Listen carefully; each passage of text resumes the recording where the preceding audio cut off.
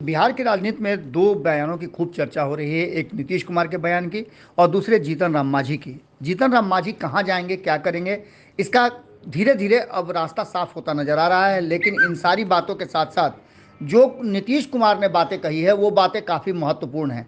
आपको बता दें कि नीतीश कुमार और जीतन राम मांझी, कहा जा रहा था कि एनडीए में स्वाभाविक अलायंस है और दोनों एक दूसरे के साथ हैं। तो वहीं जब एनडीए से महागठबंधन की तरफ आए जीतन राम मांझी और नीतीश कुमार, तब भी कहा जा रहा था कि नीतीश कुमार के सबसे करीबियों में और एकमात्र दल जो नीतीश कुमार के साथ खड़ा है वो है जीतन राम मांझी। लेकिन पिछले 2 दिन पूर्व ही जीतन राम मांझी के बेटे ने जैसे ही मंत्रिमंडल से इस्तीफा दिया और आगे की रणनीति और कई तरह की चर्चाएं शुरू हो गई, उसके बाद से नीतीश कुमार भी मुखर हो गए। आपको बता दें कि नीतीश कुमार ने इससे पहले भी एक ऐसी बात कही थी जिसको लेकर के चर्चाएं खूब होती हैं। वो था कि भारतीय जनता पार्टी और अमित शाह के कहने पर उन्होंने प्रशांत किशोर को अपने पास रखा था और उनसे काम करने का एग्रीमेंट किया था। अब जबकि जीतन राम मांझी महागठबंधन का हिस्सा नहीं है, वो मंत्रिमंडल से भी बाहर हो गई है उनकी पार्टी, उसके बाद एक बड़ा खुलासा किया है नीतीश कुमार ने और उन्होंने कहा है कि भारतीय जनता पार्टी के कहने पर उन्होंने जीतन राम मांझी को अपने साथ जोड़ा था, अपने कोटे का सीट दिया था। अब इन सारी बातों को लेकर के क्या कह रहे हैं नीतीश कुमार, आप खुद सुन लीजिए। सर, आज शामिल किया गया बेटे के बदले में। हाँ, नहीं, आप तो जानते ही हैं कि उनको भी शामिल कर दिया था जब हमारी पार्टी ने डिसाइड किया कि बीजेपी से अलग हो जाएंगे, क्योंकि जो कुछ भी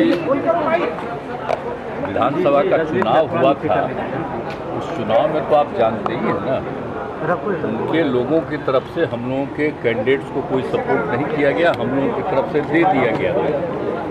और उसके चलते आज तक कभी ऐसा हुआ है बिहार में, आप जानते ही हैं, जब भी चुनाव हुआ है क्या रिजल्ट आता था।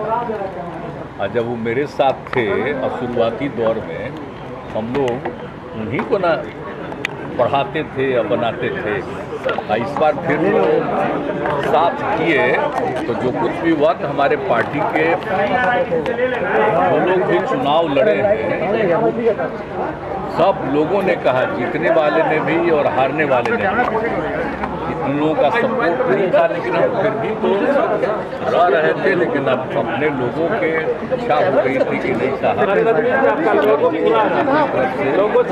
पार्टियों की तरफ से हो गया था तो आप लोग तो बता ही दिए हैं पहले। तो हम लोग फिर अलग हो गए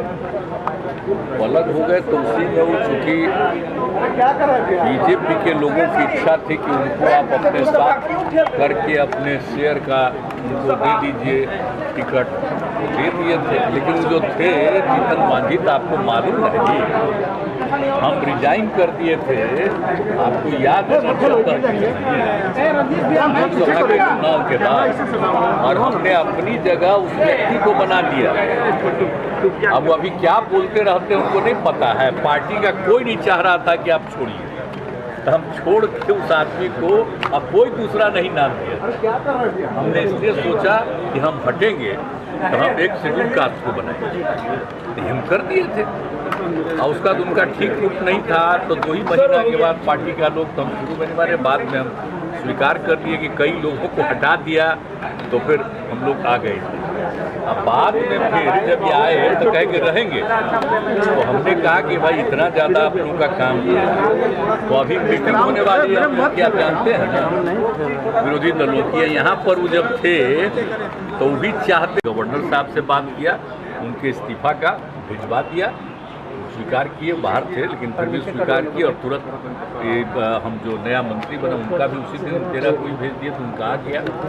और वो चूँकि बाहर थे तो आज के बारे में मुख्यमंत्री आज सब लोकसभा चुनाव आपने कहा कि इस साल भी हो सकते हैं, ऐसा क्यों लगा आपको? आपको देखिए, आप समझ लीजिए, तो केंद्र सरकार को अधिकार न है जी, चुनाव तो पहले करा ही सकता है, जिसको बहुमत है वो चाहे तो पहले भी चुनाव करा सकता है। तो हम लोग थे श्रद्धेय अटल जी के साथ, तो उन्हीं का पटिया लोग 3-4 महीना पहले चुनाव करा दिया था। हालांकि अटल जी नहीं चाहते थे, लेकिन फिर भी कर लिया था, हो गया, वो अलग बात है। तो ये तो कभी भी कोई कर सकता है। अगर मान लीजिए अपोजिशन की यूनिटी के लिए शुरुआत किया गया है तो हो सकता है कि उन लोगों को लगे कि लोग मिल करके आगे बहुत मूवमेंट करेगा तो ज़्यादा नुकसान होगा, तब पहले भी कर सकता है। हम तो ऐसे ही कह रहे हैं, हम थोड़ी कह रहे हैं कि वो पहले कर देगा। मैंने इसकी संभावना हमेशा रहती है, इसलिए पूरा का पूरा हमने सारे पार्टियों को अलर्ट किया कि आप समझ लीजिए, इसलिए मिलकर के लड़िएगा, तभी जाके एक साथ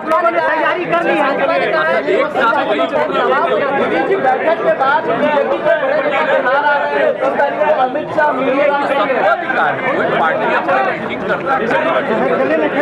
अगर ये वीडियो पसंद आई और वह बिहार के राजनीति और बिहारियत से सरोकार रखेनी तो सब्सक्राइब बटन दबा के चैनल के सब्सक्राइब कर ली।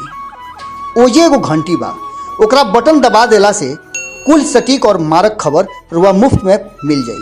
अगर रुआ पत्रकारिता के हमनी के नया प्रयोग में सहयोग कर चाहतानी तो ज्वाइन बटन दबा दी।